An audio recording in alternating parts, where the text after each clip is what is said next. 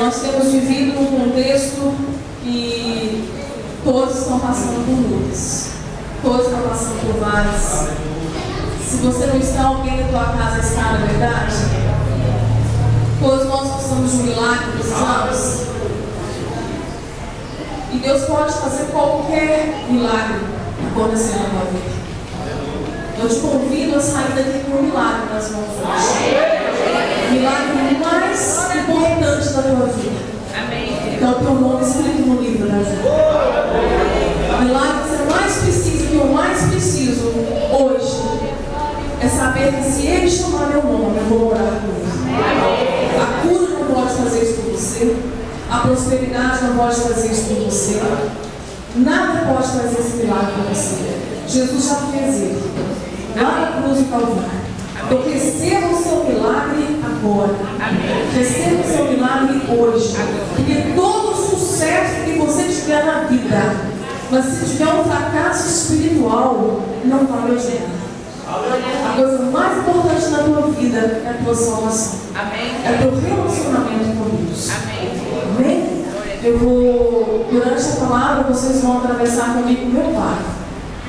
Eu passo por um vale já há um bom tempo, já passei por vários vales, desde que eu me entendo por adolescente, criança não, a minha infância foi maravilhosa, mas desde que eu me entendo por adolescente, desde que o Senhor me chamou para missões aos 12 anos de idade, eu passo por vales difíceis, já passei por vários. E o que eu tenho passado nos últimos 10 anos é desafiador. Eu quero convidar vocês a atravessar meu vale comigo. E você vai se ver no meu vale. E esse vale o Senhor chamou de Vale de Baca. Foi o nome do livro que o Senhor deu, o livro que Ele me ordenou escrever, da minha história, do meu testemunho. E esse livro já está na terceira edição dele. Não sei se alguém já chegou a ler aqui, se alguém conhece esse livro, essa história. Eu tenho ido em vários lugares. O projeto do Vale de Baca, ele tem aberto portas onde o homem não pode abrir, só Deus, para que o Evangelho entre. Na verdade, o Vale de Baca ele virou uma estratégia de Deus. E hoje eu entendo isso, que através dessa história, Ele tem me colocado em lugares que pastor não entra. Evangelho não entra. Só que através dessa estratégia Ele tem me colocado. Então tem vidas que cobrem a minha vida e da minha família, porque é retaliação do diabo. Pregar o Evangelho, pregar a verdade do Evangelho. Falando desse Evangelho aqui, é retaliação. E tem sido assim para mim, tem sido assim para minha família. O livro eu não trouxe porque ele acabou. 100% dele é doado, eu não fico com nada dele. Também não peço oferta para pregar em lugar nenhum. A minha vida também eu doei, porque eu estou viva por causa de uma missão, que vocês vão entender. Eu só estou aqui tendo essa oportunidade de pregar, porque eu aceitei o projeto de Deus na minha vida. Eu tive a opção de recusar, eu tive a opção de escolher, mas eu escolhi essa missão. E Deus tem me sustentado no vale. Baco no hebraico são lágrimas, vale de lágrimas. E quem conhecia a história dos israelitas que atravessaram este vale, sabe que não era um vale só de sofrimento, era um vale de experiências, era um vale que eles atravessavam para adorar a Deus. Eles tinham um propósito para atravessar esse vale. Esse vale era um trajeto que eles faziam para chegar em Sião, para adorar a Deus. E uma vez nesse vale não tinha como voltar atrás. Então eles entravam focados. Podiam estar enfermos, podiam estar com problemas, mas eles entravam focados para adorar o Senhor. Eles iam até o fim. E o Salmo 34 fala que eles iam de força em força até chegar em Sião. Assim nós temos que ir também, de força em força, um dia de cada vez, olhando para Sião, olhando para a nossa cidade eternal, a nossa morada. É lá que nós vamos estar. E é breve, igreja. É breve. Jesus vem, Ele já está sobre nós. Tá? A história não muda a vida de ninguém. Ela não tem poder, testemunho nenhum, por mais forte que seja, e faça chover até ouro aqui dentro. Testemunho nenhum pode transformar a vida de vocês. Tá? O Senhor nos permite os testemunhos para somar, para trazer edificação, para trazer reflexão, mas para sinalizar o poder dele, para que possamos ver o poder dele, mas não transforma a vida de vocês. Não transforma. O que transforma a tua vida é a palavra de Deus. O que transforma a tua vida, o que santifica a tua vida para subir ao céu, e sem santidade ninguém vai ver a Deus, é a palavra. E eu não abro mão de pregar ela. Eu trouxe o testemunho do Vale de Baca, mas eu vou trazer o Evangelho, a palavra que o Senhor também nos preparou para essa noite. Vou compartilhar com vocês a palavra de Deus no livro de Marcos. Livro de Marcos 4.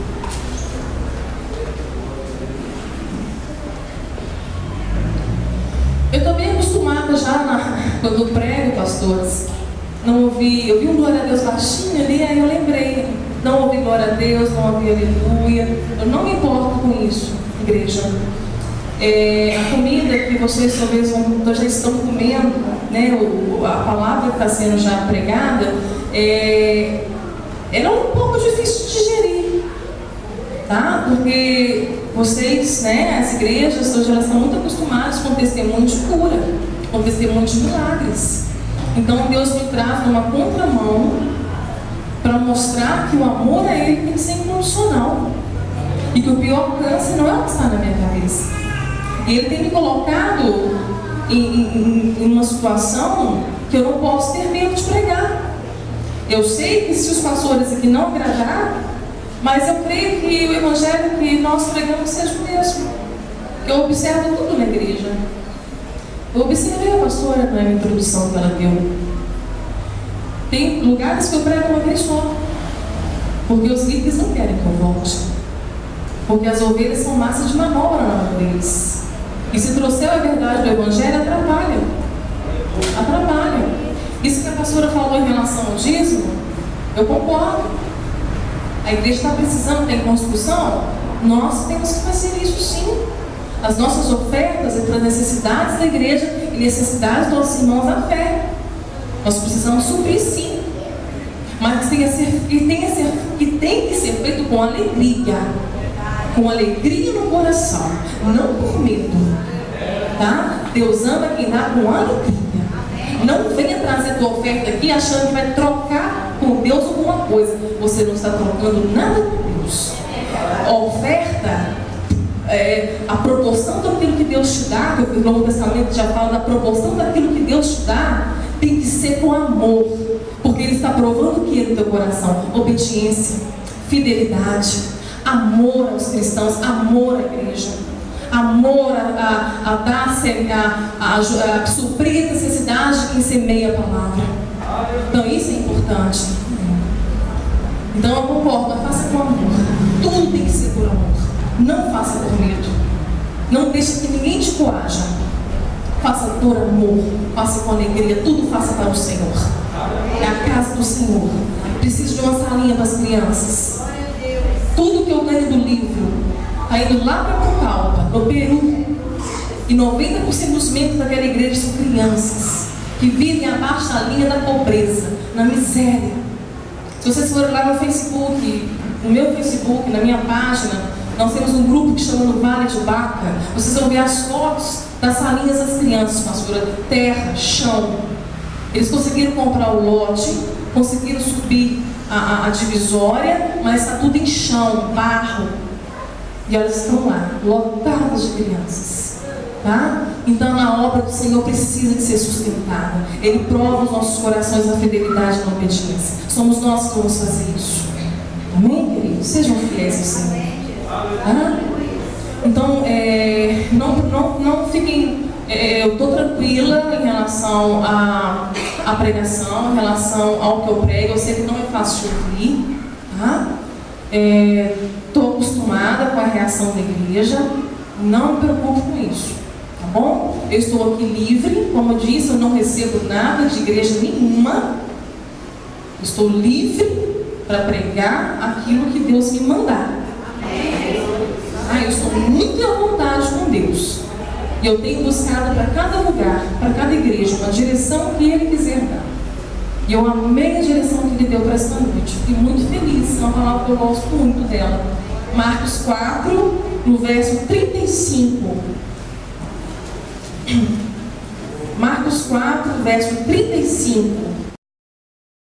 Já tarde, disse-lhes: passemos para outra margem. E eles, deixando a multidão, o levaram consigo, assim como estava, no barco. E havia também com ele outros barquinhos. E levantou-se grande temporal de vento, e subiam umas ondas por cima do barco, de maneira que já se enchia de água. E ele estava na polpa, dormindo sobre uma almofada. E despertaram-no, dizendo-lhe: mestre, não te importa que pereçamos? E ele, despertando, repreendeu o vento e disse ao mar: cala-te, aquieta-te. E o vento se aquietou, e houve grande bonança. E disse-lhes: por que sois tão tímidos? Ainda não tendes fé? E sentiram um grande temor, e diziam uns aos outros: mas quem é este que até o vento e o mar lhe obedece? Pai, fala conosco. Continua falando, Senhor. Que possamos sair daqui, meu Deus, sabendo quem Tu és e sabendo quem somos nós. Meu Pai, que possamos alcançar de Ti tudo que o Senhor tem para nós nesta noite, em nome de Jesus.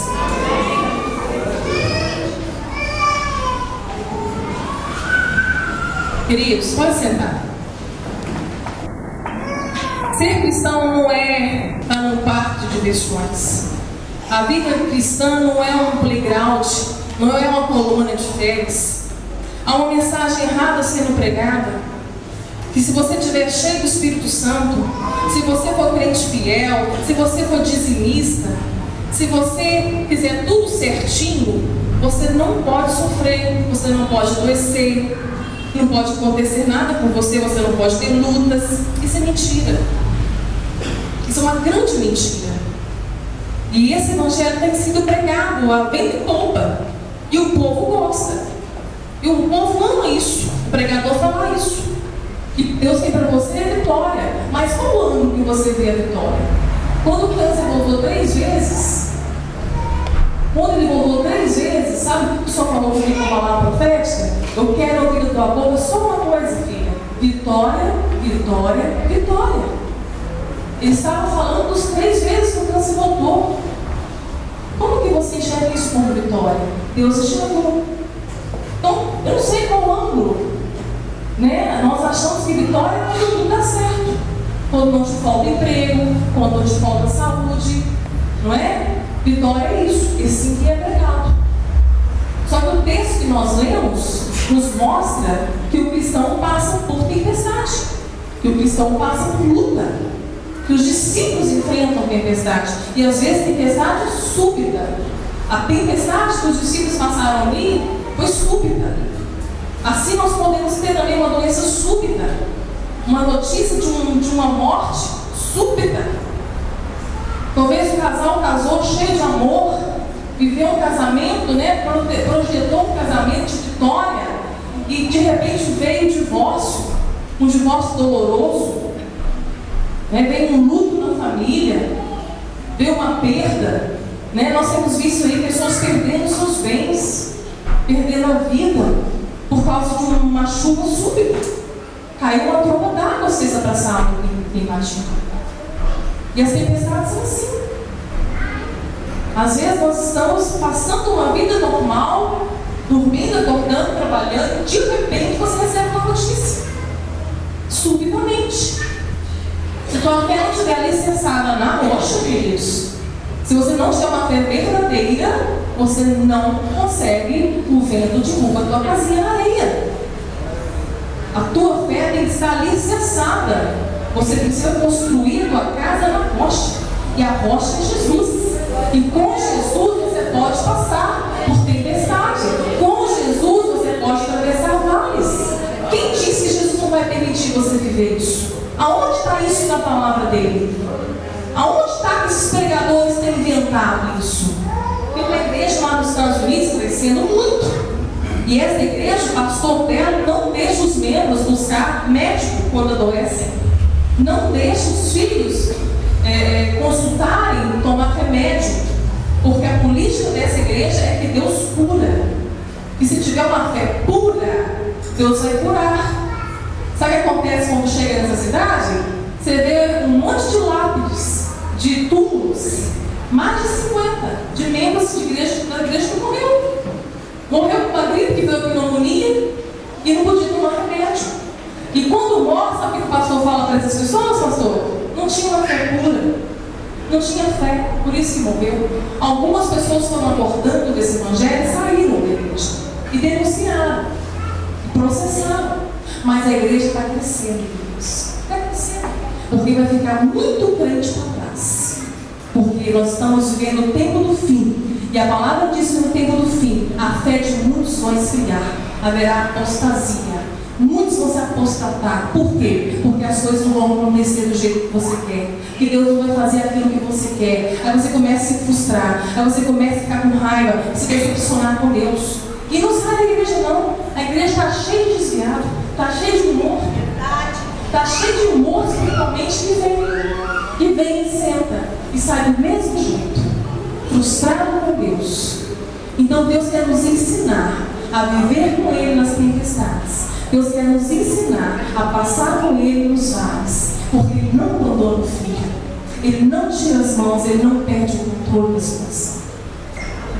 O mar da Galileia, esse lago, ele era de águas doces. E 24 quilômetros dele era de comprimento e 14 quilômetros de largura. E esse mar, ele é encurralado pelas montanhas de Golã.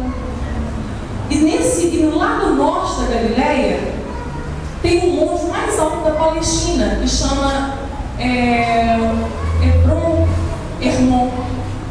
E no cume desse monte, sempre ele vai estar coberto de gelo.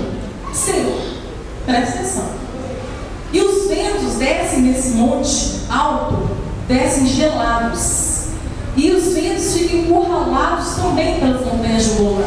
Então o que acontece com esse vento? Ele bate na crista da água e de repente o mar se revolta.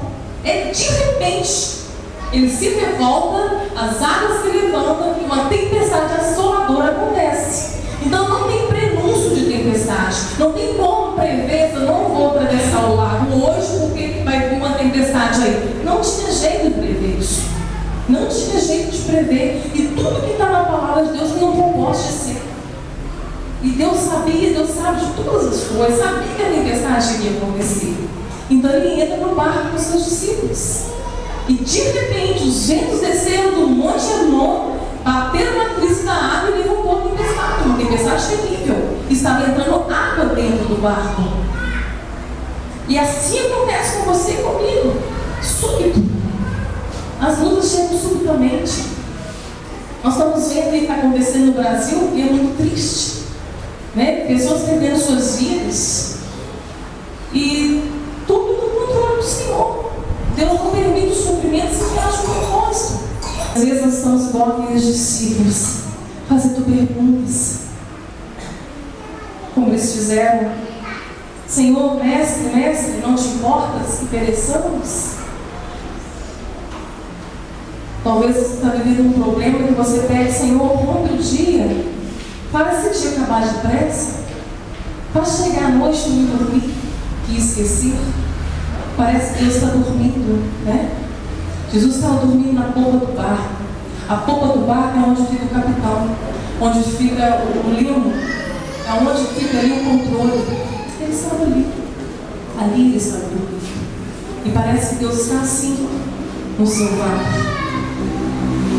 Parece que Ele não está te ouvindo. Jó, por 16 vezes, ele reclamou e perguntou o porquê do seu sofrimento. Por 16 vezes. Há um relato na Bíblia de Asaf, no Salmo 73, que Asaf quase perdeu a fé ao comparar a vida dele com um ímpio rico. Muitos fazem isso.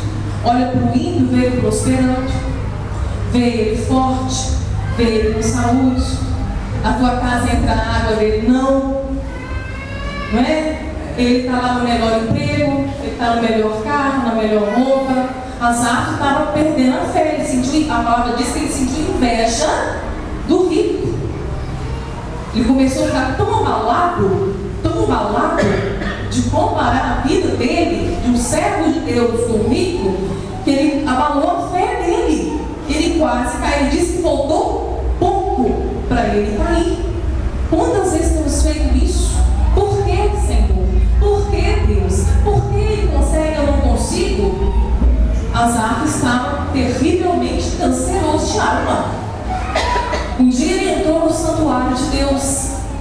E lá no santuário de Deus, ele viu uma coisa. Deus mostrou para ele uma coisa. Que o rico só tem o dinheiro e as coisas que vão ficar aqui quando ele morrer. E que ele era verdadeiramente rico. Porque o que ele tinha era a herança do Senhor. Deus era o quinhão dele. Deus era o que ele tinha. E isso não se perde quando se tem. Aquilo que eu falei, você pode ter todo o sucesso do mundo. Não compensa o teu fracasso espiritual. Para de comparar a tua vida com o ímpio. Para de comparar com a tua vida com o servo também. Deixa Deus tratar a tua vida. Cada um é um indivíduo, é uma individualidade, uma particularidade para Deus. E Deus sabe como faz com cada um. Cada um tem o seu vale. Cada vale é diferente do outro. E Deus faz como Ele quiser, sabe por quê? Porque Ele te ama. Hoje conversei com uma moça passando por um problema. E ela não aceita. Ela não aceita que isso pode ser permissão de Deus. E alguém falou com ela que realmente não pode, porque Deus é amor. Então, peraí, como assim? O teu pai não pode falar não para você? Porque ele é amor? Deus não mima, não. Deus não quer filho mimado, não. É isso que estão ensinando por aí. Um Deus que mima, um Deus que é amor, que passa a mãozinha na tua cabeça, que fala que você é precioso, que você é um tesouro, e você tem orgulho de fazer parte do time dele, de tão importante que você é. Não, peraí. Nós não somos nada, não. Nós não somos nada. Nós não somos bons, não, Deus. Se Jesus está em você, a única coisa boa em você é Jesus. Nós somos maus. Nós somos maus. Paulo fala que Jesus veio para salvar os pecadores, do qual eu sou o pior. Eu não acho que você é bom, não. Porque Deus faz o que? Ele te esmaga. Ele mostra para você o quanto você depende dele. O quanto nós somos dependentes dele. E ele fez isso comigo. Eu achava que ele tinha que me curar porque eu era boa. Porque eu era correta. Porque eu não pecava. Pecar todo mundo peca. E eu achava que eu não tinha pecado. Olha que hipocrisia. Farisaísmo, religiosidade. Tem gente que acha que é santo. Nós estamos sempre separados por todos os dias, porque só vai subir ao céu quando a nossa imagem estiver com a imagem de Jesus. E o fogo serve para isso. O fogo serve para isso, para purificar você. E Azar, ele aprendeu isso, que ele era rico.